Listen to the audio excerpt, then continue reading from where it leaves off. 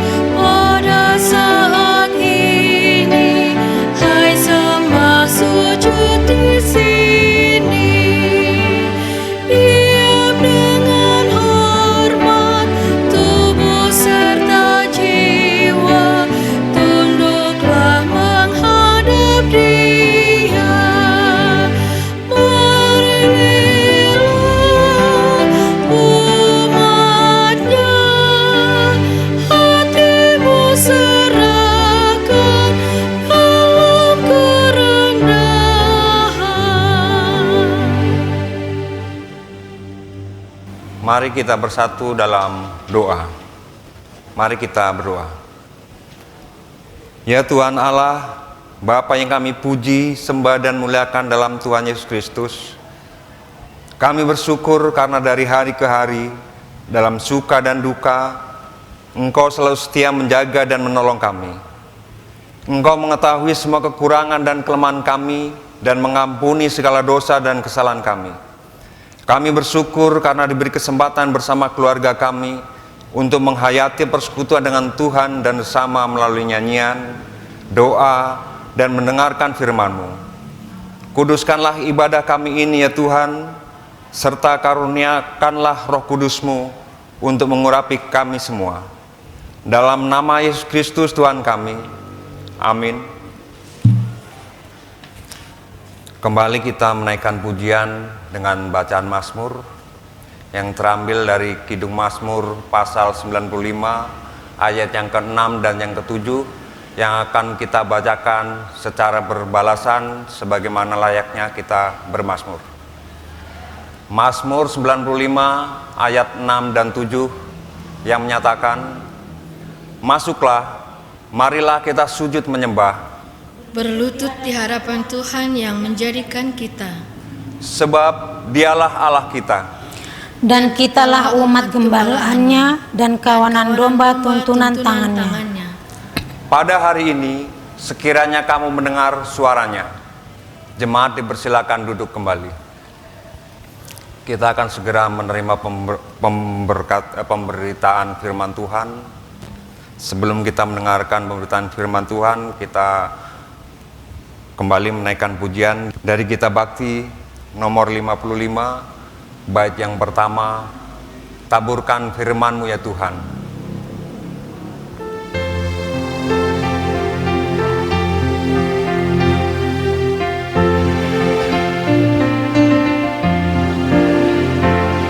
Taburkan firman-Mu ya Tuhan, semaikanlah di hatiku, siram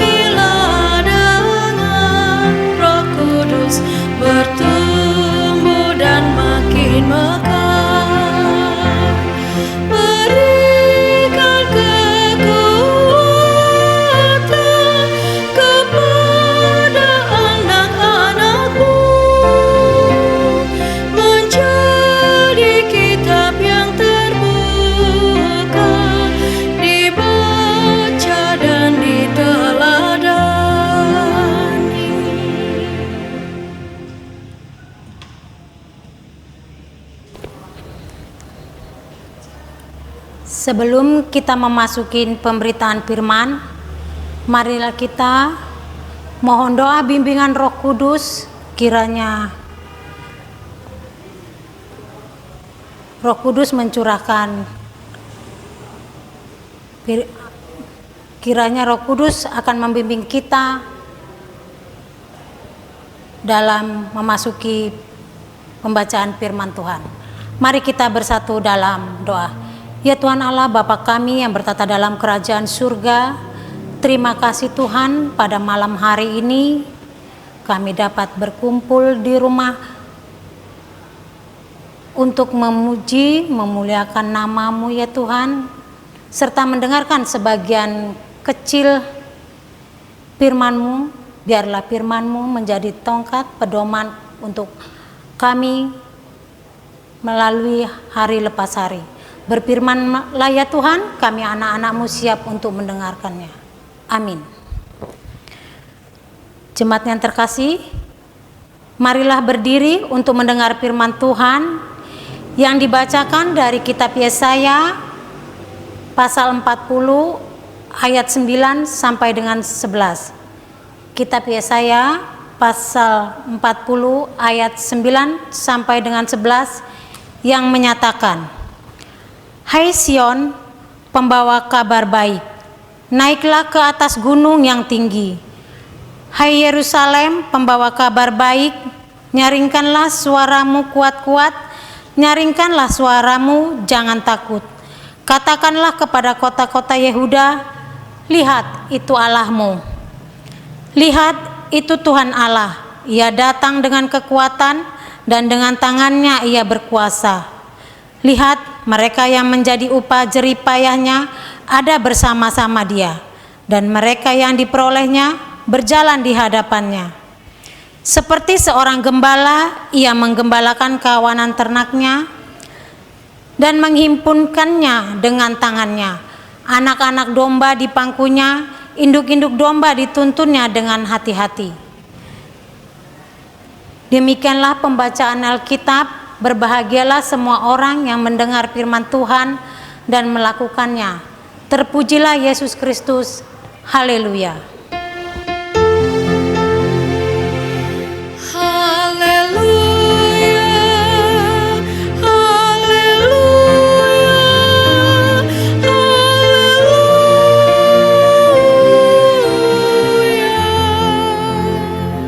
Bapak Ibu dipersilahkan duduk kembali. Salam, selamat malam Bapak Ibu saudara-saudari yang terkasih di dalam Tuhan. Tema kita pada malam hari ini adalah Allah Gembala yang baik. Konteks perikop bacaan kita ayat 9 sampai dengan 11 adalah ayat-ayat sebelumnya, yaitu ayat 1 sampai dengan 8. Kerentanan dan kerapuhan adalah dua hal yang diungkap oleh ayat 1 sampai dengan 8 dalam rangka berbicara tentang keselamatan bagi Yehuda setelah mereka mengalami hukuman pembuangan. Yesaya kedua pertama-tama mengingatkan tentang hakikat manusia sebagai makhluk yang tidak kekal. Simbolisasi ketidakkekalan itu adalah rumput dan bunga yang akan kering dan layu. Itulah nasib manusia yang rentan, rapuh, dan bisa mati. Sekalipun demikian, Allah memberi manusia bagian dari hidup ilahi, yaitu napas kehidupan, yaitu napasnya. Tadi ayat 7. Napas atau roh Allah inilah yang membuat manusia selalu hidup akrab dengan firman-Nya dan rindu, taat, serta memuliakan nama-Nya. Bapak Ibu yang terkasih, karya pembaruan Allah atas Yehuda menempatkan umatnya ini mempunyai status sekaligus identitas baru, yaitu sebagai pembawa kabar baik seperti yang kita baca tadi di ayat 9. Pembawa kabar baik adalah tugas menyampaikan berita sukacita tentang keselamatan yang Allah kerjakan kepada umatnya.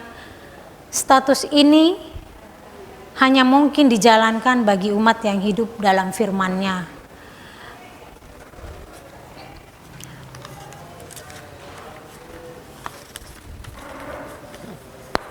Apa isi kabar baik itu? Kabar baik itu berisi dua hal.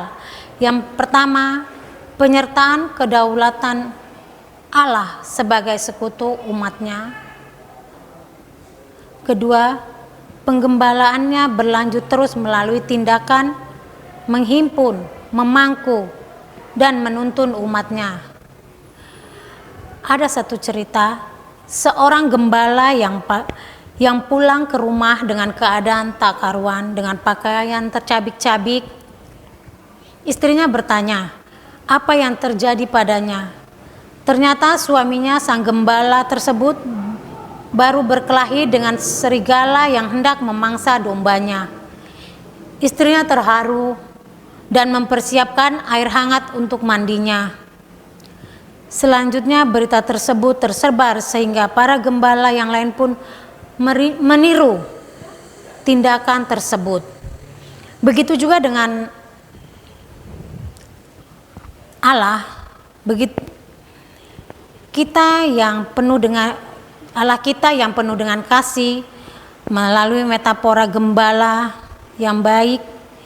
Nabi Yesaya amat jeli menggambarkan penggambaran Allah sebagai gembala dikenal oleh umat Israel sebagai gembala yang baik. Metafora ini berasal dari dunia peternakan yang akrab dan menjadi bagian hari-hari hidup mereka. Seorang gembala adalah dia yang begitu mengasihi domba-dombanya, peliharaannya. Tak jarang dalam menjaga kawanan domba, ia rela mengambil risiko berbahaya. Ia mempertaruhkan nyawanya sendiri untuk menyelamatkan domba-dombanya. Jika gembala dunia begitu penuh kasih merawat kawanan domba peliharaannya, begitu jugalah Allah kita. Allah adalah gembala yang baik yang akan membawa kita untuk keselamatan.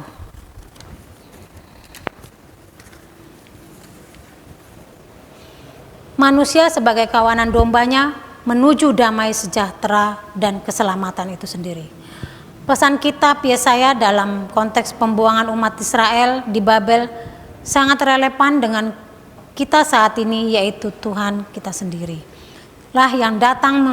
Tuhan kita sendirilah yang datang dengan kekuatan dan dengan tangannya yang berkuasa membebaskan bangsa itu dari pembuangan di Babel. Kabar ini menunjukkan bahwa betapapun mereka terhukum, banyak melakukan dosa, tetapi Tuhan tetap mengasihi mereka, menyayangi mereka seperti domba-domba itu sendiri. Dia sendiri tetap menjadi gembala serta Allah mereka. Allah adalah gembala yang baik karena dengan kasih setianya Ia menghimpun, memangku, dan menuntun umatnya seperti di ayat 11. Menghimpun berarti mengumpulkan kembali umatnya yang terserak ketika mengalami pembuangan di Babel. Allah memulangkan mereka ke Yerusalem untuk memulai lagi kehidupan yang baru sebagai umat yang taat dan takut akan Dia. Yang kedua, memangku. Memangku adalah laku seorang gembala terhadap dombanya yang sedang mengerang kesakitan, terhadap dombanya yang sedang karena terluka. Ia memangku untuk maksud memberi ketenangan, kedamaian, sekaligus memulihkan sakitnya dari sakit fisiknya sehingga dapat sehat kembali seperti sedia kala. Yang ketiga, menuntun. Berarti berjalan di depan agar kawanan dombanya merasa aman, berjalan dengan pasti menuju hamparan rumput yang hijau untuk makan hingga kenyang, dan ke arah aliran sungai yang tenang untuk minum hingga sepuasnya.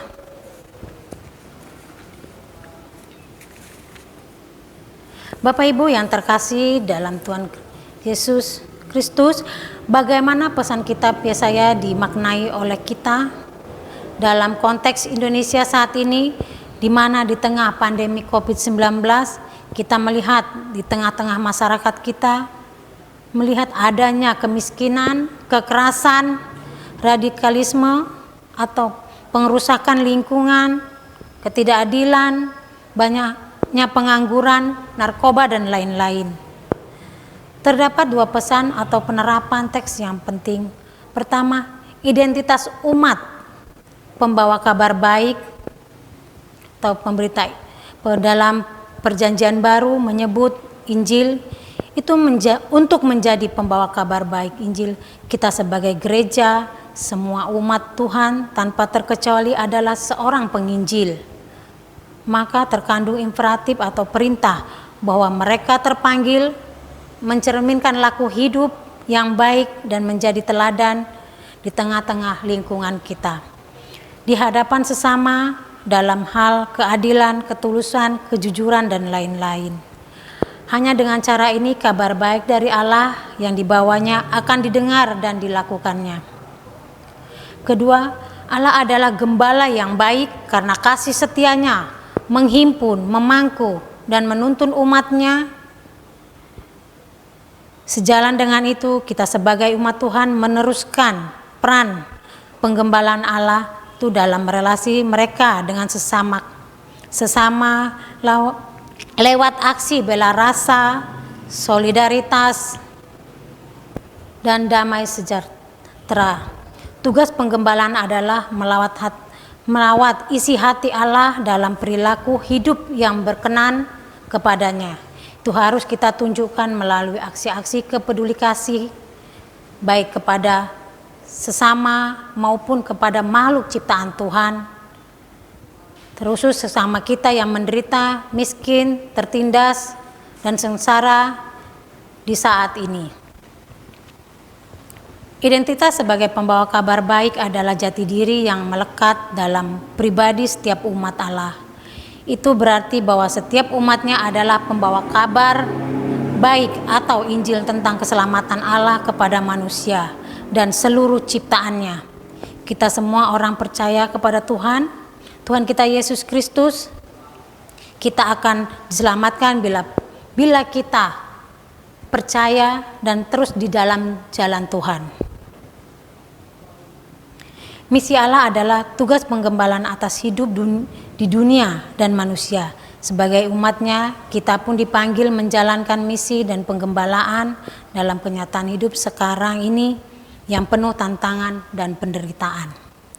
Tugas Allah kepada kita harus memangku, menghimpun, dan menuntun melalui contoh hidup kita yang berpegang pada Tuhan, mulai dari keluarga kita, lingkungan sekitar kita, bahkan di tempat di mana kita, di persekutuan kita, di gereja kita, di tengah-tengah masyarakat kita.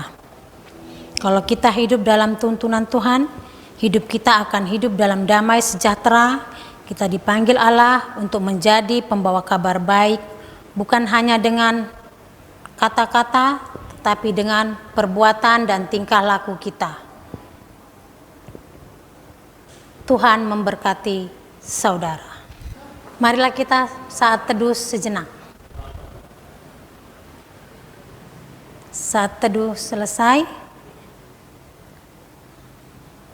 mari kita memuji Tuhan dari Kidung Jemaat 407 ayat 1, Tuhan Kau Gembala Kami.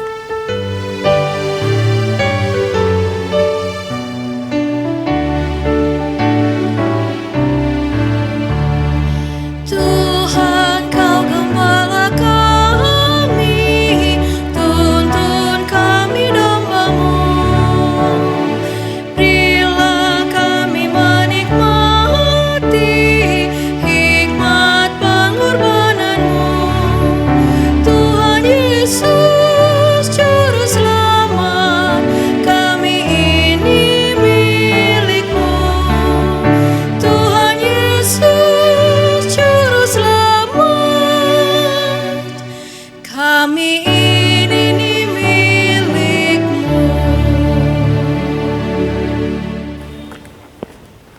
Bapak Ibu, mari kita bersatu di dalam doa syafaat.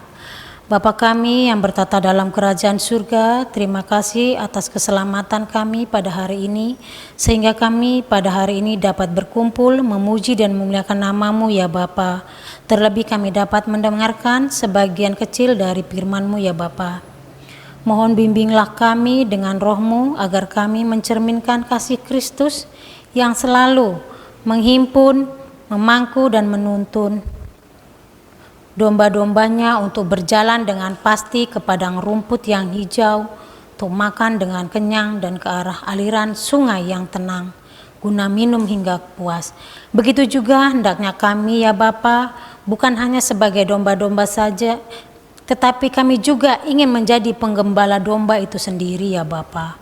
Walaupun di tengah kesusahan dan pergumulan kami pribadi lepas pribadi, ya Bapa, tapi kami yakin dan percaya Bapa yang penuh kasih selalu menyertai, membimbing, menghimpun dan memangku kami serta menuntun kami untuk melangkah dan mencerminkan kasih dan damai sejahtera seturut dengan kehendak-Mu ya Bapa. Pada malam hari ini kami mau berdoa untuk Ibu Pendeta kami, Ibu Pendeta Wasti.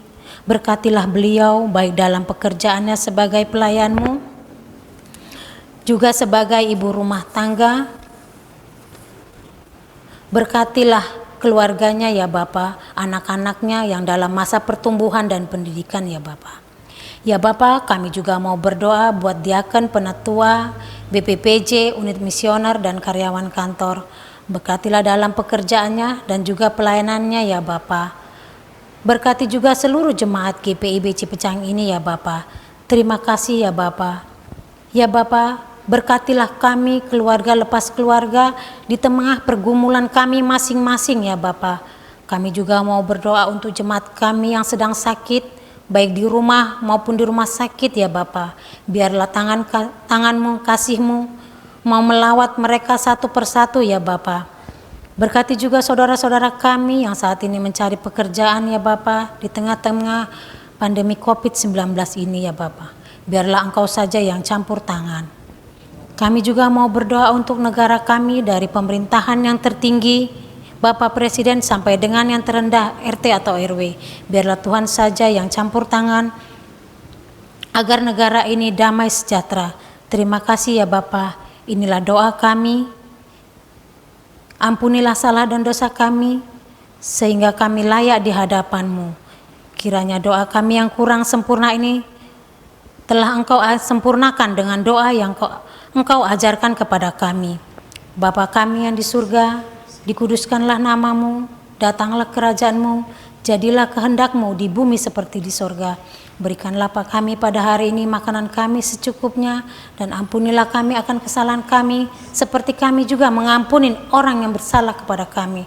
Dan janganlah kami bawa kami ke dalam pencobaan, tetapi lepaskanlah kami daripada yang jahat.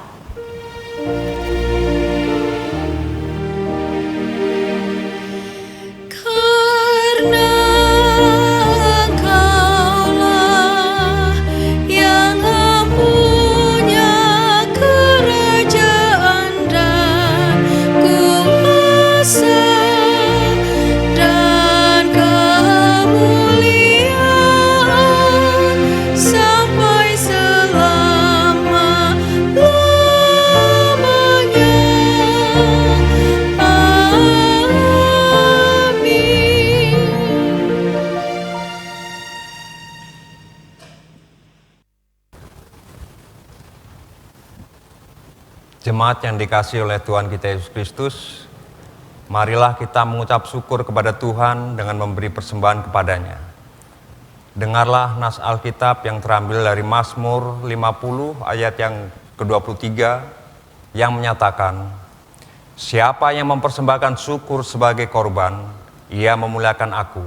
Siapa yang jujur jalannya, keselamatan yang dari Allah akan kuperlihatkan kepadanya.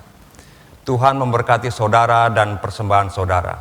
Kembali kita menaikkan pujian dalam nyanyian persembahan yang terambil dari Gita Bakti 82, bait yang pertama, kita bersyukur kepada Tuhan.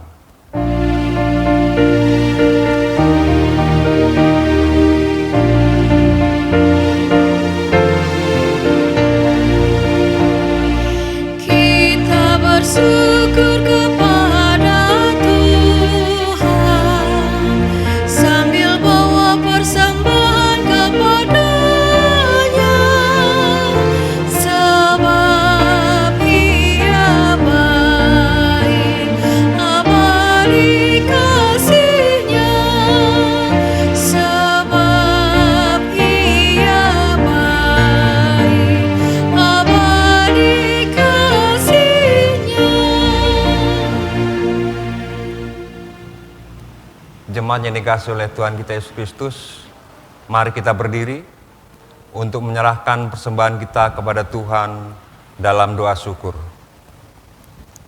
Kita berdoa. Ya Tuhan, terimalah persembahan syukur kami, yaitu umat yang telah Engkau selamatkan.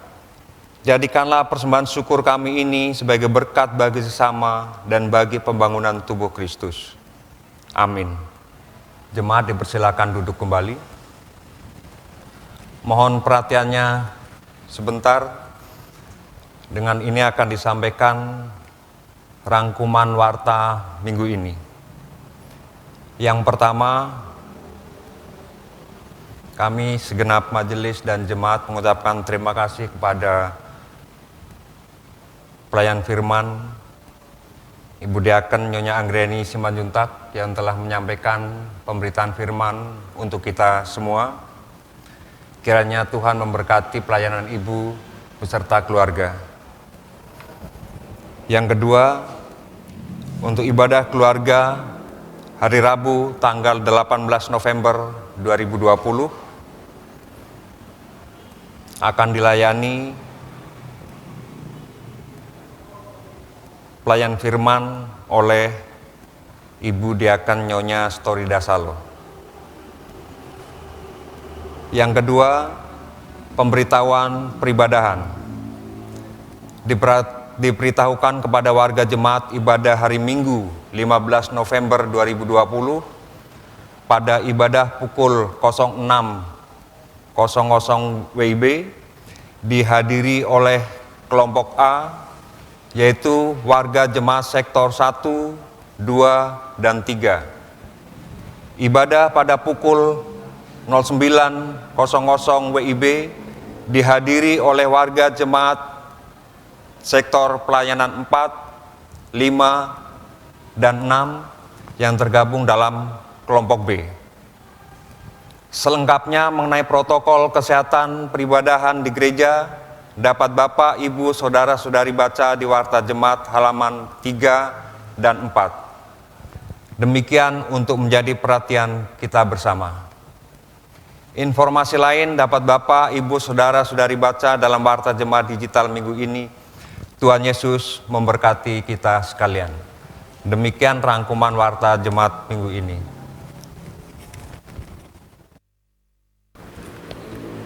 Bapak Ibu, saya jemput untuk berdiri.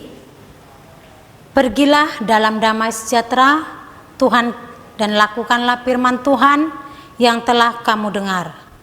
Sebelum amanat ini kita memuji Tuhan dari Gita Bakti 115 ayat 1, utuslah kami.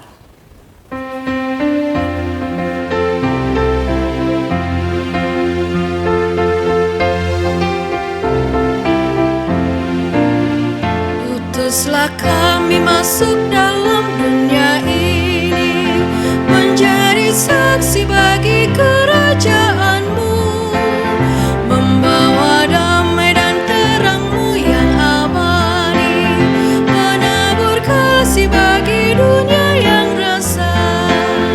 Utuslah kami jadi saksi yang setia, membawa kabar sukacita yang abadi, supaya dunia mengaku dan percaya Engkaulah Yesus Tuhan Juru Selamat dunia.